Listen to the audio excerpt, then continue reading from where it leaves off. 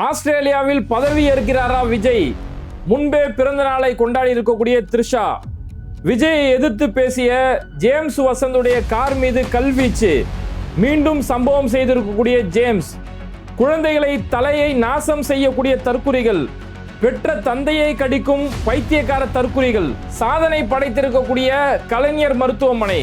Metal எலும்பு சிகிச்சை இந்தியாவிலேயே நம்பர் 1. முதலமைச்சர் ஆக போகிறாரா விஜய்?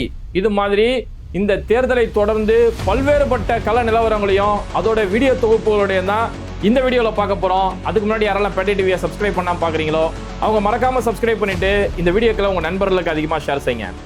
இப்போ இன்னைக்கு சோசியல் மீடியாவில் ஒரு வைரலாக இருக்கக்கூடிய ஒரு செய்தி அப்படின்னா, இசையமைப்பாளர் ஜேம்ஸ் வசந்த். ரொம்ப அவரோட தமிழ் உச்சரிப்பு அவ்வளவே அழகாக இருக்கும்.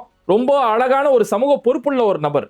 அவர் கிறிஸ்தவ சமூகத்தை சார்ந்தவராக இருந்தாலும் இங்க விஜய் கிறிஸ்தவன் அப்படின்னு தன்னை அடையாளப்பட்டு இப்ப அரசியலுக்கு வரார் இல்லையா, அதை கடுமையா எதிர்த்தாரு. இதெல்லாம் மதத்தை பார்த்து ஓட்டு போடுறல ராஜா, இந்த மாநிலத்துக்கு யார் சரி அதை பார்த்து தான் ஓட்டு போடணும் அப்படின்னு சொல்லி ரொம்ப நேர்மையா நடுநிலையா பேசிக்கிட்டு இருந்த ஒரு மனுஷன். அவருடைய கார்ல இப்ப தற்குறிகள் போய் கள்ள தூக்கி போட்டு உடைச்சு ஒரு அராஜகத்துல ஈடுபட்டு இருக்காங்க. ஆக்சுவலா அவர் ஈசிஆர்ல அவரோட வீடு இருக்குது. அவரோட மனைவியோட ஹோட்டலுக்கு போயிருக்கிறாரு. சண்டே ஹோட்டல்ல போய் சாப்பிடலாம் அப்படின்னு சொல்லி ஹோட்டலுக்கு போயிருக்கக்கூடிய நேரத்துல காரை நிறுத்தி வச்சுட்டு சாப்பிட போயிருக்கிறாங்க. சாப்பிட்டு முடிச்சுட்டு வெளில வந்து பார்க்கும்போது கார்ல கல்லை விட்டு எரிஞ்சிருக்கிறாங்க. அந்த அடிச்ச அந்த காருடைய கல்லு கார் உள்ள சீட்டுக்குள்ள அந்த காரு கல் இருக்கக்கூடிய அளவுக்கு இப்ப ஏற்பட்ட ஒரு நிலைமை. இவங்களுக்கு என்னைக்குமே கருத்திலேயே மோத தெரியாத ஒரு தற்குறி பசங்க இல்லையா, சங்கிகள் கிட்ட இருந்து அப்படியே பாடம் படிச்சு வந்தவங்கிறதால அப்பேற்பட்ட ஒரு ஜாம்பி கூட்டம். அது சங்கி கூட்டம், இது ஜாம்பி கூட்டம். அப்போ கல்லை தூக்கி அடிச்சு இவ்வளவு பெரிய வன்முறையில் ஈடுபட்டு இருக்கிறாங்க. அப்புறமா பல பேர் அவருக்கு இன்னைக்கு ஆதரவா குரல் கொடுக்குறாங்க. போலீஸ்லயுமே புகார் கொடுக்கப்பட்டிருக்குது. இதெல்லாம் முடிச்சுட்டு ஜேம்ஸ் வசந்த் சொல்றாரு, இது ரொம்ப ஒரு ஆபத்தான ஒரு அரசியல். எதை நோக்கி இந்த சமுதாயத்தை விஜய் வழி நடத்திருக்காருன்னு கொஞ்சம் பாருங்க. இதுக்கு முன்னாடி ஒரு சோசியல் மீடியாவில் யாராவது ஒரு கருத்து பேசிட்டாங்கன்னா அவங்களை கெட்ட வார்த்தையில பேசுறது, அவங்களுடைய குடும்பங்களை திட்டுறதுங்கிறது இதுக்கு முன்னாடி பாஜக RSS செஞ்சுட்டு இருந்த வேலை. இது அந்த பாஜக RSS உடைய வியூகத்தை அப்படியே காப்பி அடிக்கக்கூடிய விஜயோடைய அரசியலும் அதே பாணியில தான் நடக்குது. 2 கட்சிகள் மட்டும்தான் இப்படி ஒரு கேவலமான ஒரு அரசியலை செய்யறாங்க. ஒன்னு பாஜக RSS செய்யறது, இன்னொன்னு விஜயோடைய தாவேக்கு அந்த காரியங்களை செஞ்சுட்டு இருக்கிறாங்க. இப்படி செய்யக்கூடிய இந்த அரசியல் அப்படிங்கிறது இப்பேற்பட்ட ஒரு மோசமான நடைமுறைங்கிறது இது ஒரு காலத்துல விஜயோடைய அரசியலுக்கே பாதிக்கும். இந்த விஜய் போய் தன்னோட பிள்ளைங்களுக்கு ஒரு ஒழுக்கத்தை சொல்லிக் கொடுக்க முடியுமா? இந்த மாதிரி ஒழுக்கமான இருக்கணும், நாகரிகமா இருக்கணும் சொல்லி இவரால் சொல்லிக் கொடுக்க முடியுமா? அவ்வளவு ஒரு தரம் கட்ட கூட்டத்தை விஜய் உருவாக்கிட்டு வந்துட்டு இருக்கிறாரு. ஆனா இந்த மாதிரி கல்லெறியறதெல்லாம் எங்களோட கருத்தியலை நிறுத்த முடியாது ராஜா, நான் தொடர்ந்து பேசிக்கிட்டு தான் இருப்பேன் அப்படின்னு சொல்லி ரொம்பவே ஸ்ட்ராங்கா சம்பவம் செஞ்சிருக்கிறாரு. ஆக்சுவலா அது கல்லறியக்கூடிய அளவுக்கு இவர் மேல என்ன கோபம்னா, அவர் இப்ப சமீபத்தில் ஒரு யூடியூப் சேனலுக்கு பேட்டி கொடுத்திருந்தாரு. ஒரு 10 இளைஞர்களை வர வச்சு, 10 பேரும் தாவேக்காவை சேர்ந்தவங்க, அந்த இளைஞர்களை வர வச்சு அந்த 10 பேர் மாறி மாறி கேள்வி கேட்கறாங்க. இவர் ஒத்த ஆளா நின்று அடிக்கிறாப்புல, முழுக்க ஆதாரத்தோட அங்க பதில் எடுத்து வைக்கிறாரு. அவங்க என்னன்னோ கேள்வி கேட்கறாங்க. விஜய் அண்ணா வந்து ஊழல் ஒழிச்சிருவாரு அப்படின்னாங்க. எப்பா, ஒரு சினிமாவில் எத்தனை வருஷமா இருந்தார்ல, ஒரு படத்துக்கு 200 கோடி 100 கோடி 150 கோடிங்கிறீங்களே, 30 வருஷமா சினிமாவில் இருக்காரா? அப்போ ஓவராலா ஒட்டு மொத்தத்தில் அவருக்கு ஒரு 5000 கோடி வச்ச படம் இருக்குமா? ஆனா 5000 கோடி பணம் இருக்கும்போது ஒரு 500 கோடி கணக்காட்டுறாரு. அப்ப இவர் தான் உங்களுக்கு நேர்மையானவரா? இவர் தான் உங்களுக்கு தூய சக்தியா அப்படின்னு சொல்லி இந்த மாதிரி ஒவ்வொரு பாயிண்டையும் அவர் எடுத்து முன்வைக்கிறாரு. இல்ல அது சினிமா தானே, அரசியல்ல நேர்மையா இருப்பாரு. அப்ப சினிமால திருடுனா திருட்டு இல்ல, அரசியல்ல திருடுனாதான் உனக்கு திருட்டா? இந்த மாதிரி அந்த இளைஞர்களுக்கு எதை சொன்னா புரியுமோ, ஆனா அவங்களுக்கு எதை சொன்னா புரிய மாட்டேதுங்க. எவரும் என்னென்னவோ ஆதாரம் கொடுக்குறாரு. அவ்வளவு அறிவுபூர்வமான, கண்டிப்பா அந்த வீடியோ போய் பாருங்களேன். அவ்வளவு ஒரு அறிவுபூர்வமான வாதங்களை முன் வச்சு அந்த பசங்களை எப்படியாவது மீட்டு கொண்டு வரணும், இவங்களுக்கு ஒரு புரிதலை ஏற்படுத்தணும்ன்றாங்க.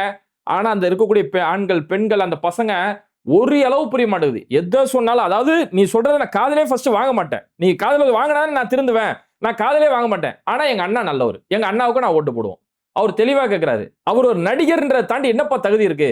அவர் ஏதாவது ஒரு இடத்துல உங்களுக்காக நின்று இருக்காரா? உங்களுக்காகவோ மக்களுக்காகவோ? ஏதாவது சூப்பர் வீடியோ, உண்மையில பாகம் 2 பாகம் 1 பாகம் 2 வீடியோ விட்டுருக்காங்க. அவ்வளவு ஒரு அருமையா பேசியிருக்கிறாரு. அந்த வீடியோ இன்னைக்கு மக்கள் மத்தியில பெரிய தாக்கத்தை ஏற்படுத்தியிருக்குது. விஜயோட அரசியல் எவ்வளவு மோசமானது, அவர் உருவாக்கி வச்சிருக்க கூட்டம் எவ்வளவு ஆபத்தானது அப்படிங்கிறத அம்பலப்படுத்தி காட்டினார் இல்லையா? அதை தாங்கிக்க முடியாம தான் இப்படி கல்லறியக்கூடிய ஒரு வேலையை ஏற்படுறீங்க. ஆனா நீ கல்லறிஞ்சாலும் எங்கெல்லாம் தடுத்து நிறுத்த முடியாதா? நான் இன்னும் வீரியமா தான் பேசுவேன் அப்படின்னு சொல்லி ஜேம்ஸ் வசந்த் அவ்வளவு துணிச்சலா இருக்கிறாரு. உண்மையா அவருக்கு நம்மளோட முழுமையான ஆதரவையும் அவருடைய அந்த துணிச்சலுக்கு பெரிய சல்யூட்டுமே நம்ம இந்த இடத்துல சொல்லிக்கலாம். ஏன்னா இந்த கூட்டத்துக்கு எப்பவுமே ஒரு நேர்மையான முறையிலையோ ஒரு ஆக்கப்பூர்வமான முறையிலையோ அவங்கள வழி நடத்தவே தெரியாது. எந்த அளவுக்கு இப்போ தரங்கட்டு போயிட்டாங்கன்னா, பெத்த பிள்ளைங்களுக்கு மண்டையில போயிட்டு விசில் சின்னத்தை போடுறாங்க. மண்டையில போய் விசில் சின்ன மாதிரி முடி வெட்டிக்கிட்டு அதுல டிவிக்கேன்னு சொல்லி எழுதிக்கிட்டு பார்க்க கன்றாவியா இருக்குது. அதை பார்த்து சகிக்க முடியல, வாந்தி வருது அதை பார்க்கறதுக்கு. இதை போய் சின்ன பிள்ளையோட மண்டையில இப்படிப்பட்ட இந்த மாதிரி சின்னத்தை வரைஞ்சிக்கிட்டு இப்படி இருந்தா இந்த புள்ள நாளைக்கு எந்த லட்சணத்துல வளரும், நாளைக்கு என்னென்ன காரியங்கள்ல ஈடுபடும்? எங்க அப்பாவே இந்த மாதிரி வெட்டி விட்டாரு, நான் ஒன்னும் என்னன்னாலும் செய்யலாமே அப்படின்னு தான் வரும். அந்த சின்ன பிள்ளை ரோட்ல போகும்போது அந்த சின்ன பிள்ளைய மத்தவங்க பாக்குறவங்க எப்படி அவரை பார்வை பார்ப்பாங்க? எந்த ஒரு அறிவுமே இல்ல. நான் ஒரு தற்குறி, எங்க அண்ணா மேல பைத்தியகாரத்தனமா ஒரு தற்குறியா இருக்கிறேன், என் பிள்ளையே நான் தற்குறியா தான் வளர்ப்பேன் அப்படின்னு சொல்லி இப்பேற்பட்ட ஒரு தற்குறி. இன்னொரு ஒரு தற்குறியோட வீடியோ பார்க்க முடிஞ்சது. அவங்க அப்பா வந்து டிஎம்கேக்கு ஓட்டு போட்டாராம். இந்த தற்குறி என்ன பண்ணிருக்குது, நீ டிவிக்கே தான் போடணும்னு சொல்லி வம்பு பண்ணி அனுப்பிச்சிச்சான். ஆனா அவங்க அப்பா போய் வழக்கம் போல திமுகவுக்கு போய் ஓட்டு போட்டு வந்துட்டாராம். நீ எப்படி திமுகவுக்கு நீ ஓட்டு போட போச்சு அப்படின்னு பெத்த அப்பாவோட கையை கடிக்குது. போய் அந்த அப்பாவோட கையை கடிச்சு ஊயின்னு. இதுக்கு முன்னாடி ஒருத்தன் போலீஸோட கையை கடிச்சான் தெரியுமா? போலீஸ் இடத்துல கூட்டத்தை கண்ட்ரோல் பண்ணாங்கிறதுக்காக போலீஸோட கையை போய் கடிச்சாங்க. அந்த மாதிரி இங்க பெத்த அப்பாவோட கையை கடிக்க போறது ஒரு பைத்தியம். பெத்த அப்பா அவரும் தடுக்கிறாரு, பிடிக்கிறாரு. எப்படி நீ டிஎம்கே ஓட்டு போட்ட, ஊயின்னு போய் கடிக்க போதுங்க. இப்பேற்பட்ட ஒரு தரம் கெட்ட தற்குறி கூட்டத்தை தான் விஜய் உருவாக்கி வச்சிருக்கிறாரு. உண்மையாவே ரொம்ப ஆபத்தான ஒரு கட்டத்துல தமிழ்நாடு இளைஞர்களை விஜய் கொண்டு வந்து நிறுத்தி இருக்கிறாரு. அவ்வளவு ஒரு சினிமா மோகம். எனக்கு எதுவுமே என் காதல நான் வாங்க மாட்டேன், ஆனா நான் அப்படி பைத்தியக்காரத்தனமா தான் இருப்பேன் அப்படின்னு நினைக்கிறது. இவங்களுடைய முட்டாள்தனத்தை பல பேர் இங்க காசா மாத்திக்கிட்டு இருக்காங்க. இன்னைக்கு எந்த அளவுக்கு இன்ஸ்டாகிராம், இவங்க உலகமே இன்ஸ்டாகிராம் தான். உலகம் இன்ஸ்டாகிராம் மட்டுமே, அதுல நடக்கிறது மட்டுமே உலகம் நினைச்சுக்கிட்டு இருக்கிறாங்க. அதனால இன்னைக்கு பார்க்கும்போது சின்ன பிள்ளைங்களுக்கு வந்து விஜயோடைய போட்டோ போட்டு விஜய் தான் அடுத்த சிஎம்னு சொல்ற மாதிரியான ட்ரெஸ் வைக்கிறது. இந்த ட்ரெஸ் வந்து ஃப்ரெண்ட்ஸ் இன்னும் கொஞ்சம் ஸ்டாக் தான் இருக்கு ஃப்ரெண்ட்ஸ், சீக்கிரம் வாங்கிருங்க, நம்ம தளபதி அண்ணா சிஎம் ஆகணும்னா இது சீக்கிரம் வாங்கிருங்க ஃப்ரெண்ட்ஸ் அப்படின்னு சொல்லி இதை வச்சு ஒரு பக்கம் விளம்பரம். அடுத்து விஜயோடைய போட்டோ போட்ட சேலை, டிவிகே சேலை அப்படின்னு சொல்லி புது வகையான சேலைகள் ஒரு பக்கம். அப்ப முழுக்க ஒரு பிசினஸ் மைண்ட் செட்லயே ஆல்ரெடி அந்த கட்சி மேல ஒரு புகார், இந்த இடத்துல சீட் வாங்குறதுக்கு இவர் கையில இத்தனை லட்சம் வாங்கினாங்க, இவர் கையில இத்தனை லட்சம் வாங்கினாங்க, என்கிட்ட இத்தனை லட்சம் மோசடி பண்ணாங்க அப்படின்னு தனிப்பட்ட புகார். இப்போ இந்த எலெக்ஷனை வச்சு மே நாள் ரிசல்ட்டுக்குள்ள விஜய் அண்ணா தான் முதலமைச்சர் ஆக போறாருன்னு சொல்லி அதை வச்சு ஒரு சில போட்டோ ஃப்ரேம் வியாபாரம் பண்றான். விஜய் வந்து முதலமைச்சர் ஆகி அவர் கையெழுத்து போடுற மாதிரி நான் அதில் ஒத்து பார்த்தேன். ஏன்னா ஏற்கனவே இவங்க சொன்னாங்க சீஃப் மினிஸ்டர் ஆஃப் இந்தியா அப்படின்னாங்களே, ஒருவேளை சீஃப் மினிஸ்டர் ஆஃப் இந்தியா ஏதோ போட்டிருக்காங்களோ சொல்லி அது ஜூம் பண்ணிலாம் நம்ம தேடி பார்த்தோம். அந்த மாதிரி விஜய் அவர் வந்து முதலமைச்சர் ஆயிடுவாராம். அவர் முதலமைச்சர் டேபிள்ல உட்காந்து கையெழுத்து போடுற மாதிரியான போட்டோக்கள் ஒரு பக்கம் வியாபாரம் நடக்குது. இன்னொரு பக்கம் கேலண்டர், அவர் வந்து ஜோசப் விஜய் என்னும் நான் அப்படின்னு சொல்லி இவர் முதலமைச்சர் ஆனோன்னே அது மாதிரியான கேலண்டர். அப்ப முழுக்க இந்த மாதிரியான முட்டாள் கூட்டத்தோட அந்த இயலாமை இருக்குல்ல, அந்த இயலாமை இந்த தான் காசு, இந்த 10 நாளுக்குள்ள காசா மாத்திரலாம் அப்படிங்கிறதுக்காக இது ஒரு பக்கம் தனியா பிசினஸ் ஒரு பக்கம் நடந்துகிட்டு இருக்குது. அதுக்கடுத்து புறாவை கூட விட்டு வைக்கலாங்க அவங்க. புறா அது பாட்டு பறந்துட்டு இருக்கும். புறாவோடைய அந்த நிறமே வெண்மை நிறம், ஒரு சமாதானத்துக்கு பேர் போன ஒரு நிறம் நம்ம சொல்லுவோம். அந்த புறாவை கூட விட்டு வைக்காம இவங்களோட தற்குறித்தனத்தோட கலைநயத்தை புறா மேல காட்டுறானுங்க. புறாவுக்கு ஃபுல்லா பெயிண்ட் அடிச்சு மஞ்சள் கலரையும் அந்த அவங்க சிவப்பு கலரையும் அழிச்சு விட்டுட்டு இந்த புறாவை அடிச்சு விட்டுட்டு இதை வச்சு இவங்க புறாவை தூது விடுறாங்களாம். புறாவை விட்டு அந்த புறாவை அவளை நாசப்படுத்தி இப்பேற்பட்ட வேலைகளை தொடர்ந்து ஈடுபட்டுக்கிட்டு பெத்த குழந்தைங்களை நாசப்படுத்திக்கிட்டு அதுக்கடுத்து ஒருத்தர் ராமானுஜம் இந்த 108 ஸ்ரீராம ஜெயம் எழுதுவாங்களே, அந்த மாதிரி விஜய் முதலமைச்சர் ஆகணும், விஜய் அண்ணா முதலமைச்சர் ஆகணும், விஜய் அண்ணா முதலமைச்சர் ஆகணும் சொல்லி எத்தனையோ தடவை போட்டு உட்காந்துக்கிட்டு. ஏன்னா இவங்களுக்கு இருக்க தனி ஒரு உலகம்.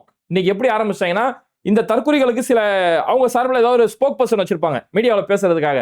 அவங்க இதை ஆரம்பிச்சு விடுறது, அவங்க வந்து சொல்றது, அதாவது 75,000 சில்லற பூத் இருக்குது தமிழ்நாட்டில். ஒரு பூத்துல 1000 ஓட்டு சில்லற இருக்குது. நேற்று தான் சிடிஆர் நிர்மல்குமார் 10,000 ஒரு பூத்துக்கு 10,000 ஓட்டுனாரு. அப்புறம் அது எக்ஸ்போஸ் ஆயிருச்சு. ஒரு பூத்துக்கு 1000 ஓட்டு அப்படின்ற கட்டத்துக்கு போட்டாங்க.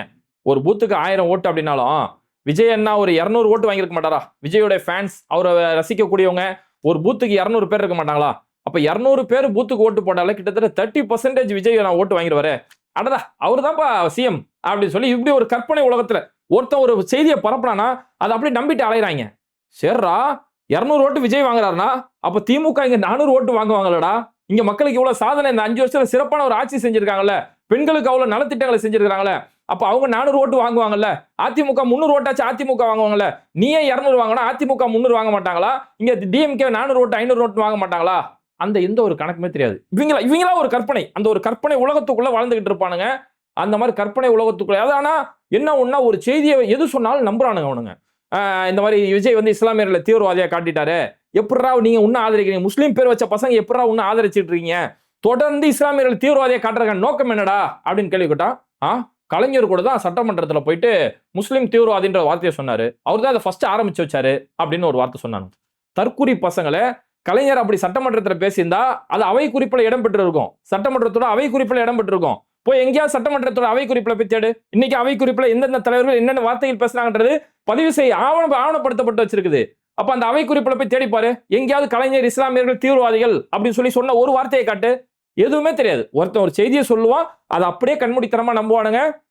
அந்த மாதிரி ஒரு உலகத்துல அவ்வளவுதான், நம்ம மே 4 நம்ம தான் ஜெயிக்க போறோம் அப்படின்னு சொல்லி ஒரு கான்பிடென்டா இருங்கன்னு சொல்லி இவங்க ஒரு சைக்கோ மனநிலைக்கு போயிட்டு இருக்கானுங்க. அந்த சைக்கோ மனநிலை மே 4 எங்க போய் முடியுமோ அப்படின்னு இருக்குது. சரி, மே 4 எங்க போய் முடியுமோ? ஆனா மே 4 விஜயண்ணா ஃபர்ஸ்ட் ஊர்ல இருக்க மாட்டார் போல இருக்குது. இப்பயே ஆஸ்திரேலியாவுக்கு டிக்கெட் போட்டு வச்சிருக்கிறாராம். பல ஊடகங்கள்ல வந்திருக்கக்கூடிய செய்தி, விஜய் மே 4 ஆஸ்திரேலியாவுக்கு டூர் கிளம்புறாரு அப்படின்னு சொல்லி ஒரு செய்தி. இதை வச்சு சில அரசல் புரசலான செய்திகள் சில வந்தது. மே 4 த்ரிஷாவுக்கு வந்து பர்த்டே வருது. அப்போ அந்த பர்த்டே செலிப்ரேஷன் பண்றதுக்காக தான் போறாரு. அதுக்கு நீங்க நல்லா பாருங்க, த்ரிஷா ஒரு வாரத்துக்கு முன்னாடி தன்னோட பிறந்தநாள் இங்கேயே கொண்டாடிட்டாங்க. அவங்களுடைய கேர்ள் ஃப்ரெண்ட்ஸ் எல்லாரும் வர வச்சு ஒரு பிறந்தநாள் வந்து நேற்று கொண்டாடி இருக்காங்களா த்ரிஷா. ப்ரீ பர்த்டே முன்கூட்டியே பிறந்தநாள் கொண்டாட்டம் அப்படின்னு சொல்லி ப்ரீ பர்த்டேன்னு ஒன்று கொண்டாடிட்டாங்களாம். அப்போ இங்க இருக்கிறவங்களுக்கு ப்ரீ பர்த்டேன்னு ஒன்று கொண்டாடிட்டு மே 4 உங்க ஆஸ்திரேலியா பர்த்டே கொண்டாட போயிருக்காங்களா, கொண்டாட பிளான் பண்ணியிருக்காங்களா அப்படின்னு சொல்லி அரசல் புரசலான கதை. அது அவங்களோட தனிப்பட்ட விஷயம், எப்படியோ போட்டப்போ. ஆனா இங்க மே 4 டிக்கெட் போட்டுருக்கு. அதில் வரக்கூடிய செய்திகள் என்ன சொல்லப்படுதுன்னா, மே 4 பாப்பா பிள்ளையாம் ரிசல்ட் வந்து இவங்களுக்கு சாதகமா வந்தா டிக்கெட்டை கேன்சல் பண்ணிட்டு இங்கேயே உட்காந்து அவ்வளவுதான், மறுநாள் ஜோசப் விஜய் எனும் நான் அப்படின்னு இங்க உட்கார்றதுக்கு ஐடியாவான். இல்ல அது ஊத்திக்கிச்சு, அங்க சிரஞ்சீவி ஊத்துன மாதிரி இங்கே ஒரு ஊத்திக்கிச்சு அப்படின்னா போட்ட டிக்கெட்டை கேன்சல் பண்ணாம வண்டி ஏறிட்டு ஆஸ்திரேலியா பக்கம் போறது பிளானு அப்படின்னு சொல்லி பல ஊடகங்கள் இது மாதிரியான செய்திகள் வெளியிட்டு இருக்கிறாங்க. ஏன்னா இப்ப அதுக்கு காரணம் என்ன சொல்லப்படுதுன்னா, விஜய் வந்து பொதுவாகவே அவர் ஒவ்வொரு படப்பிடிப்பு முடிஞ்சன, ஒரு படத்தோட ஷூட்டிங் முடிஞ்ச உடனே அவர் வெளிநாடு போறது வழக்கம், போய் ரெஸ்ட் எடுத்துட்டு வருவாரு அப்படிங்கிறாங்க. அப்படி உண்மையிலே படப்பிடிப்பு முடிஞ்சோன்னா ஷூட்டிங் போறது ரெஸ்ட் எடுக்கிறது வழக்கம் அப்படின்னா இந்நேரம் அவர் போயிருக்கணும் இல்லையா? அதே மே 4 பிளான், த்ரிஷா பர்த்டே அன்னைக்கு பிளான் அப்படின்னு சொல்லி அப்படிப்பட்ட கேள்விகளும் வந்துட்டு இருக்குது. இப்போ நான் என்ன கேட்கிறேன், எல்லாருமே இது மாதிரி வேலை செஞ்சு முடிச்சு ரெஸ்ட் எடுக்கிறது ஓகேங்க. முதலமைச்சர் மு க ஸ்டாலின் இந்த தேர்தல் பிரச்சாரமா முடிச்சு இப்போ கொடைக்கானல் போயிருக்கிறாரு. கொடைக்கானல் போய் ஓய்வு எடுக்கிறதுக்கும் சில புத்தகங்கள் படிக்கிறதுக்கும் போயிருக்கிறாரு. போகக்கூடிய அந்த நேரத்தில் கூட பகல்ல வாக்கிங் போய் மக்களுடைய பிரச்சனை என்ன, மக்களுடைய நலன் என்ன, அதை அங்க கேட்டுக்கிட்டு இருக்கிறாரு. உதயநிதி ஸ்டாலின் அவர் குடும்பத்தோட வெளிநாட்டுக்கு டூருக்கு இப்போ போயிருக்கிறாரு. தேர்தல் வேலை முடிஞ்சோன்னா குடும்பத்தோட, mark my word mention my word, குடும்பத்தோட டூர் போயிருக்கிறாரு விஜய், உதயநிதி ஸ்டாலின். அப்போ அவரும் போயிருக்கிறாரு. அந்த மாதிரி விஜய் உண்மையாவே தேர்தல் பிரச்சாரம் கொஞ்சம் டயர்டா இருப்பார் இல்லையா? 38 நாள் பிரச்சாரம், 23 நாள் ஓய்வு எடுத்திருக்கிறாரு. மீதி ஒரு 15 நாள் கூட பிரச்சாரம் பண்ணல. அப்போ 38 நாள் பிரச்சாரத்துல 23 நாள் ஓய்வெடுத்து டயர்டா இருக்கிறாரு. அப்ப வெளிநாடு போனோம். ஆனா போறது இந்த நாள்லயே போக வேண்டியதுதானே? இப்ப எல்லா தலைவரோட வழக்கம் என்ன, போய் ஓய்வு எடுப்பாங்க. அமைச்சர் சேகர் பாபு கூட இன்னைக்கு டூர் போயிருக்கிறாரு. போய் ஓய்வு எடுப்பாங்க, ஓய்வு எடுத்து முடிச்சுட்டு எலெக்ஷன் ரிசல்ட் டைம்ல வந்துருவாங்க, ஏன்னா அடுத்த கட்ட பணிகளை பாக்குறதுக்கு. ஆனா இவர் எலெக்ஷன் ரிசல்ட் அன்னைக்கு தான் டூர் போட்டிருக்கிறாரு அப்படின்னு ஊடகங்கள்ல வர செய்தியை பார்க்கும்போது இவங்க அதுதான் வந்தா மழை போனா அப்படின்னு சொல்லி இப்ப பிளான் எல்லாம் போட்டு வச்சிருக்காங்க அப்படிங்கிற ஒரு நிலைமை. அதனால இது எதுவுமே தெரியாம அவர் ஒரு நடிகர், அதனால நான் ஆதரிக்கிறேன்பா அப்படின்னு சொல்லி ஒரு ஒரு கண்மூடித்தனமான ஒரு மனநிலையில வாழ்ந்துட்டு இருக்கும் போதுதான் இந்த பசங்களோட எதிர்காலம் என்ன ஆகுமோ அப்படிங்கிற ஒரு கேள்விக்குறி. கொஞ்சம் கூட கல்வி அறிவு இருந்தா அதை பேசவே மாட்டாங்க. ஏன்னா இன்னைக்கு நம்ம தமிழ்நாடு எப்பேற்பட்ட மாற்றங்கள் நோக்கி நகர்ந்து போயிட்டு இருக்கு.